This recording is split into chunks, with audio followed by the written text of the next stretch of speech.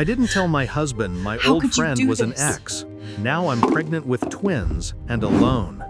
It was 2:17 a.m. when my phone buzzed. The light from the screen cut through the darkness, slicing into the silence like a knife. One word glowed on the screen. Congratulations. From him. My old friend. The one my husband didn't know used to be more than that. I stared at the message until the screen dimmed.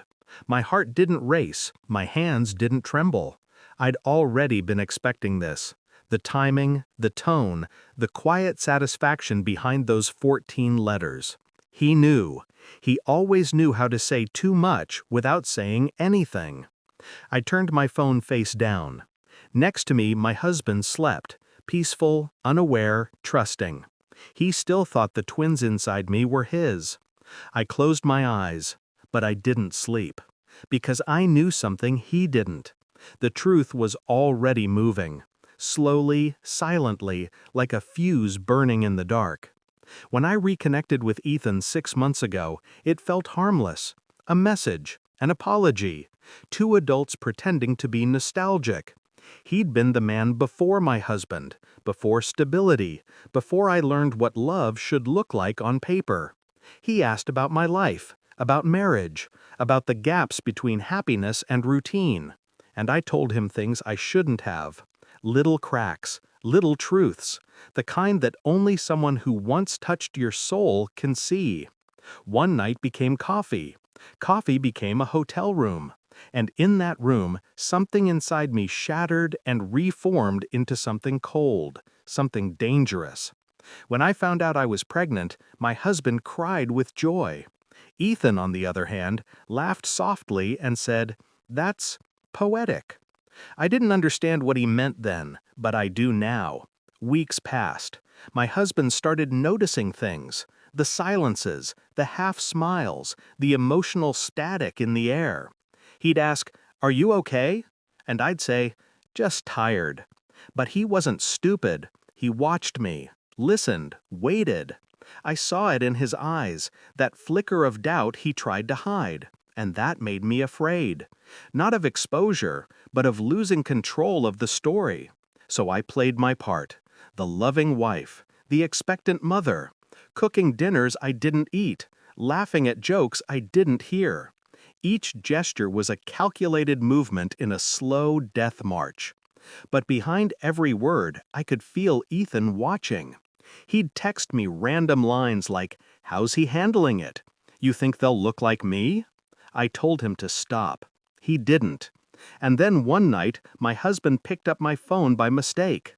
I saw his expression freeze, his thumb scroll, his face turn to stone. He said nothing. That was worse than yelling. 3 days later, the tests came back.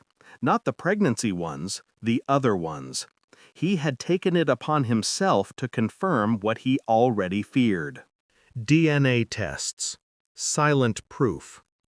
When he walked into the room, his face was hollow, calm, but emptied of light.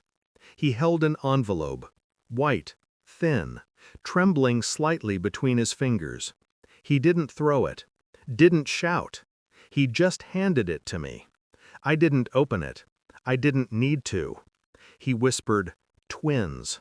Neither of them mine." And then he walked out. No slammed doors, no threats, just gone. The sound of his footsteps down the hallway felt like a lifetime collapsing into silence. Ethan called me that evening.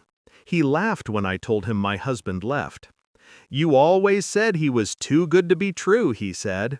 "Now you're free." Free! The word burned. I realized then, Ethan didn't love me.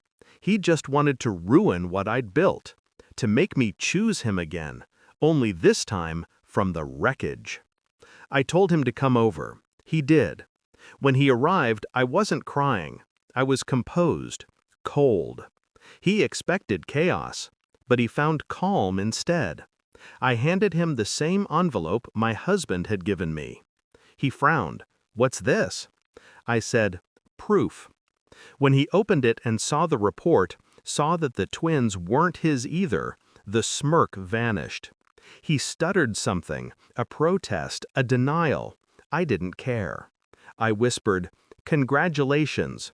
You destroyed 2 families for nothing." He left, silent. That night I deleted every message, every memory. And finally, the air around me felt still again. It's been 3 months since then. No calls, no apologies, no noise. The twins are growing, slowly, quietly. I don't know whose they are anymore. I don't care. Sometimes I stare at their ultrasound pictures and wonder, how many lives can a single lie break before it destroys its creator too? I used to think love was warmth. Now I know it's just a temporary agreement between 2 people pretending to be honest. I no longer believe in forgiveness, only in silence. And silence is all I have left.